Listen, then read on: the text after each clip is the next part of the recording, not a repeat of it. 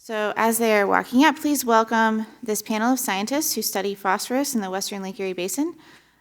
This session will be panel style, unlike speaker style. And again, think of your questions as everybody is talking at the beginning, and then there will be a Q&A period at the end. And this is going to be moderated by Dr. Sylvia Newell, who is the Director of Michigan Sea Grant and Professor at the University of Michigan. Thanks. Come on up, everyone.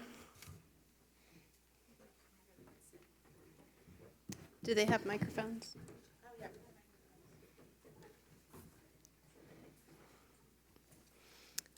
All right, thank you all so much. I figured since reducing phosphorus is one of the major goals of the National Water Quality Agreement, International Water Quality Agreement, as well as a big recommendation of the science panel, that it might be helpful to have a session today focused on monitoring and assessing phosphorus, both loads and the efficacy of various management practices. And so today we have experts in all of those areas. Laura Johnson is the director for the National Center for Water Quality Research at Heidelberg University in Ohio. And their extensive monitoring network actually comes up into Michigan. They partner with Eagle to do some monitoring in the River Raisin. Jim Hood is an associate professor at The Ohio State University in Ecology, Evolution, and Organismal Biology in the Translational Data Analytics Institute. I made him write that down for me. And then we have Dr. Jeremiah Asher, who is the assistant director for the Institute of Water Research at Michigan State University, and he'll be talking about some of the management and mitigation practices that they have been evaluating. And Dr. Ehsan Ghane, who's an associate professor with MSU Extension, right? And he'll be talking about tile drainage ditch assessment and monitoring of the annual load. So I'm going to let them talk a little bit more about their work and have them introduce themselves. And as they're talking, if you have questions and you want to put them on the little note cards, they'll do a short introduction, and then we'll do more of a Q&A style for the rest of our time.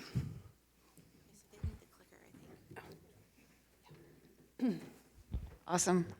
Okay, I will do this seated. How about that? Okay, so hi everyone, I'm Laura Johnson, and let's see if I can get that to work. Oh, it's beautiful. Just as a brief introduction to our panel, you kind of gathered that we're sort of talking along different parts of the watershed. So we have this nice little, I'm just going into it, right? Yes. We have this nice little conceptual diagram of a watershed where there's monitoring at the end, but you can see various fields and monitoring upstream as well. So as we're talking, we'll use this to let you guys orient yourselves as to who's talking. So I'm at Heidelberg. So we do a lot of monitoring at the ends of watersheds. So down here. And I wanted to just briefly touch on what our program was before we get into any questions, and why we do sampling the way we do, the sampling we do. And I think I have more slides than everyone, and I apologize.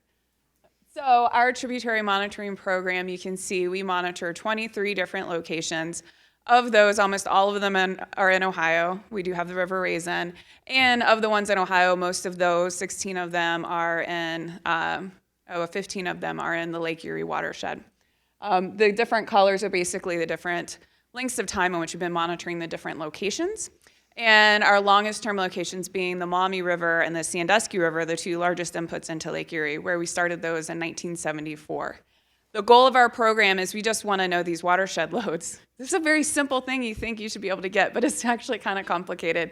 And to do that, what we've learned over time is that you really need to get a good non-point source numbers, that land runoff side of things. So we do a lot of sampling for that. Our newest stations, the smaller ones here, we're adding kind of like just what Mike Alexander was saying, is we're doing these smaller paired watershed studies to see how much BMP implementation we need to affect the change we want to actually see. So what does this look like? Well, if you went to any given station, what you would probably see is a shed beside the river on stilts so it doesn't flood. We have refrigerated autosamplers that pull samples 3 times a day all year round. And we analyze all 3 samples if flow is up. Otherwise, we do a minimum of 1 sample a day.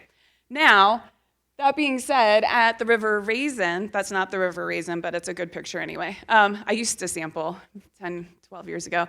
Anyway, so at the River Raisin, We actually have a cooperator who goes out and pulls a grab sample for us every day. We don't have an auto sampler set up in the same manner. So there's ways to get around not being able to set up a station, just throwing that out there. Then the samples are returned to the lab for analysis. We process them, we put them through our fancy instruments, and then we end up with an awful lot of data. So I have two pictures I had on directly above me. One of them is a full years of data. You can see how frequent the data is and how variable it is. And we take all of that data and we usually consolidate it into one of the dots on this figure. And then we have that over time. So this is the river raisin, and you can see we started in 1982, and this goes up to 2022. Okay. So, all of that said, really quickly, I'm going to end with this slide. And I just want to talk about why do we sample like we do. So, the reason is because storms happen quickly and unpredictably. I know that you guys all trust the weatherman really well, but sometimes the amount of rain they say you're going to get, it doesn't actually equal what you get. So anyway, so it's hard to storm chase. And so what we do is we just sample all the time and we don't miss the storms. You can see this is an example from the river raisin. And then look at how suspended sediment concentrations change with each storm event. Yeah, they change rapidly, but they don't change predictably all the time. It's not always the same peak concentration for every storm. If we go to a different analyte, like dissolved phosphorus, you can see it responded to different storms differently than suspended sediments, right? So how would we predict this one based off of suspended sediments? It didn't act the same. So that's important when we're thinking about things like turbidity. And then nitrate, right? We get these big peaks of nitrate in June after fertilizer application, but we didn't get any response to this giant storm event earlier, right? So we sampled it, and then we know that, and that's useful. I like to throw chloride in there just because it does the opposite trend. It dilutes with storm events, and that's always kind of fun to see that sometimes things do the opposite too. And that tells us about the source of those nutrients. And that's it. I'm going to end it there and let Jim say what he does. Thanks, Laura. Ooh, that does work. All right, I'm going to actually stand because I wanted to point at this. All right, so I'm an ecosystem ecologist, and our work focuses both on understanding phosphorus cycling within rivers and then also looking at how that influences algae and phytoplankton and zooplankton within lakes. So I'm in here and then down here. And so I was asked to basically talk about different fractions of phosphorus that Laura and others measure, and then also about its bioavailability. And so phosphorus is something that's measured completely operationally. And by that I mean that when people measure phosphorus, they're often not measuring something like nitrate, a specific chemical, but they're measuring groups of phosphorus material. And so if you think of, like, if you took a water sample of phosphorus and measured all the phosphorus in it, that would be total phosphorus. So everything in this pie chart. And then what we often do is split that total phosphorus by passing it through a filter. And generally that filter is a 0.45 micron filter, but people use different sizes. And so if we pass that through the filter, the stuff that stays on the filter and is captured by it is suspended or particulate P. And then the stuff that passes through it, everything here in blue, is dissolved phosphorus. And this particulate phosphorus, this is basically composed of algae and bacteria and sediment particles, whereas this dissolved fraction, we traditionally call this dissolved, but it's really not. It's actually a complex mixture of sediment particles, of mineral particles, of some bacteria, and biomolecules. And so we can split that into basically what generally happens is this is split operationally into stuff that's analyzed and measured in a molybdate blue reaction, and that gives us our dissolved reactive phosphorus or soluble reactive phosphorus number. And that's generally considered dissolved phosphorus that's 100% bioavailable, but it's not. It's actually a combination of phosphorus that's really truly dissolved and likely phosphate, and then phosphorus that's colloidal phosphorus. And so this could include anything from, on the larger size, small clay particles, to on the smaller size, small mineral, calcium, or iron-bound particles, or biomolecules like DNA or RNA. And so just thinking, and then we have this dissolved organic fraction, which is basically things that are not included in DRP, but make it through this filter. And the size of these different pies varies widely in time and space. But just thinking about the bioavailability of this for the Maumee Basin, suspended or particulate material is about 26% bioavailable, but much of it settles out when it gets to the lake, so it's considered only 8% bioavailable. This the DRP fraction is usually considered 100% bioavailable, but depending on how big this colloid fraction is, that can vary really widely, and we don't have a good handle on that right now. And same for this dissolved organic fraction, that can vary pretty widely too. Thank you.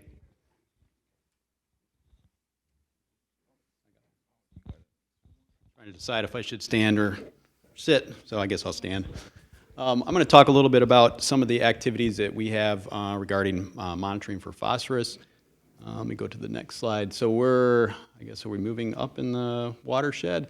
We have two different activities that I'll talk about. One is a floating constructed wetland that we did, and in this particular case, we were interested in looking at phosphorus coming out of tile drains based off of some studies that indicated that that was one of the major sources of particulate and dissolved reactive phosphorus that was coming from non-point sources. And so we looked at, is there ability to put in some small wetlands that could be not taking up parts of the field, so looking at things that were on the edge of the field, and doing those with floating vegetation. We had a two-stage wetland that we constructed. The first wetland was essentially a small pond that had floating vegetated mats, which you can see up here next to myself, that basically we tested 4 different types of plants and looked at the uptake of phosphorus in the tissue of those plants. And then it went over to another stage, which was basically a filter media, gravel and sand mix, before it went into the south branch of the River Raisin. The way that we did the monitoring on this was we monitored with auto samplers that were collecting based off of the flow of the tile drain, so they were flow pace sampling. So when that first came out, we took samples based off of that first discharge from the tile drain. Then it went through the first treatment pond with the floating vegetation. Then we took another sample. We looked at the flow, we looked at the concentrations and got the loads. And then again, after the third one, before it went into the River Raisin. We had about 60% reduction total phosphorus average that happened from year to year. There was variation depending on the precipitation and other things. But the system overall turned out to be very effective. We monitored it for about 3 years, and essentially this is kind of the setups that we have for this. And then another project that we had that contrasts this a little bit is a tile drain monitoring program, which is a low-cost tile drain program. So in this case, we need to be able to collect the samples on a regular basis. As it was mentioned earlier, there's lots of fluctuation between the nutrients and loads coming through, and if you just grab a sample at a particular time, you might miss some of the loads. So this type of approach is needed for this kind of sampling. And then in our low-cost tile drain sampling, we're actually doing grab samples with producers, and we try to, let's see if I can move to the next slide here. We have people go out and they collect based off storm chasing, so it is, you're not going to get them every time. In the past, we had been using kind of this 12 to 24-hour window, which was a common window for collecting samples. We went back and looked at some data from other field monitoring we had for tile drains, and we really saw within that 12 to 24 time frame, you really missed a lot of opportunity for catching the peak flow. So we've been trying to switch that up and try to get that within 6 hours of the peak flow. Again, this is for tile drain. This is not in the in-stream. And so we'll take this information, we'll collect that, and then we'll share that back with the producers. And we try to put in thresholds based off of other studies like excess loss of nitrates that Purdue put out. And we'll put those targets on these graphs that we can share that back with farmers to kind of help give them some additional information about what might be happening in their tile drain and kind of open up discussions about potential use of conservation to address different activities. So again, 2 different monitoring styles that we're doing. They answer different types of questions. This we don't use to tell whether a conservation practice is effective or not, but we have it to have conversations with the producers about what might be coming out of their tile drain.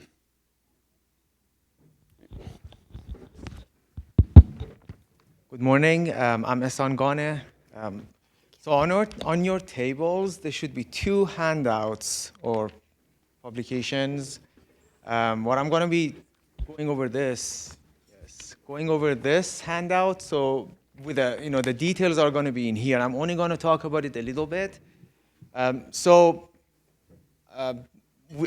Laura mentioned, the work that she does is at the watershed scale, monitoring the river. That's why I have a river basin watershed. And what I do, I go into the field scale. I go zoom in from the watershed into the field, see what's happening at the farm scale. So this is our monitoring setup. And what we monitor is at that tile outlet to see what kind of nutrients and how much is leaving that field. And then we're looking at comparing conservation practices and looking at their effectiveness. This is the water components at the field scale. It drains some of the water. There are 2 ways water or phosphorus leaves, the surface runoff and then the subsurface drainage discharge. So both are necessary. If you really want to look at the effectiveness of a conservation practice to see what's going on, you're going to have to look at both components. For the surface runoff, the automated, this is what is needed, the automated samplers with the flow proportional sampling. When you get to the drainage discharge part, that becomes costly, and also your options become larger. You can do many things, including the ones in the handout discusses those. So we had this phosphorus lab, in-field lab unit, I call it. There's no such thing as a phosphorus sensor. It's a laboratory, small laboratory that chemically analyzes that, and then it, with the chemistry, with the reagents, it creates the molybdenum blue, and then it measures that. So that gave us hourly data. Then we looked at how phosphorus changes, the dynamics of phosphorus. How does phosphorus change with rainfall? With the timing of the manure application and all of those interesting stuff. So we used the hourly data we got, and then we came up with with what's in the handout. So we published that one in the Journal of the Great Lakes because it was relevant for that one. And what we published here, so we compared, using that data, we compared lots of these methodologies, the flow proportional, the time proportional, and also the graph sampling. The flow proportional with the automated sampler came out to be the highest. Before I mention the accuracy of these, one of the things that's important is that the objectives of the monitoring. So one objective that is important is that you want to evaluate the effectiveness of the conservation practice, and for that, you need to look at the annual load. You need to look at over the whole course of the year. The reason is that weather varies. Looking at one event is not going to probably paint a complete picture. So looking at the whole year and multiple years to capture dry and wet years all together to see what story that does that tell. So looking at those, looking at the objective of evaluating a conservation practice, we need an annual load across many years to calculate this average annual load. And with that in mind, we looked at comparing these 3, and we noticed that as expected, the flow proportional one was the highest accuracy, and the least accuracy was the graph sampling. Least accuracy when you're looking at your objective of annual evaluating a conservation practice, looking at your annual phosphorus load. More details are going to be in that. Another thing we looked at, this is the diagram of that phosphorus. It had animation, but the animation is not working. So it's a lot funnier with the animation. So because this thing pops up at the end. So this is the blue is the hydrology. It's the water comes out of the pipe, the tile outlet. And then those circles are those, every hour there's a phosphorus. And every time I look at this, it amazes me, even though I've seen it 100 times. Look at that part. You see, like these two are only hours apart. And then it comes down, phosphorus concentration, then it goes back up again. It's amazing. Hours we're talking about. And then look at this one. This is like another compound event. It just fluctuates like a roller coaster. Hence this happy P riding the roller coaster. So this is this instrument. The instrument is on the top right. That's what we use to study the phosphorus dynamics, and then from that we came up with these guidelines of the phosphorus, how that would be done. One of the new things that we've discovered is that there's this. How many of you have heard of this DGT? Raise your hand if you heard about this DGT research passive cell membrane. Yes. Okay. Only Laura has heard about it. Okay. So this is something that it's manufactured. It measures the cumulative phosphorus for you. So this membrane here is put in the path of the flow. So this is something I have interest in to see how does this really compare, if it's done properly, to a more expensive, because the ones I mentioned, those are expensive, but those are costly. Graph sampling is cheap, but automated sampling systems are costly. This thing falls in between. It's not really expensive, and it's not at the very, very cheap. But if you have these cumulatively, you can actually get a understanding of how much phosphorus is going in with a very, very simple setup. So this is something that's on the horizon coming up. Thank you.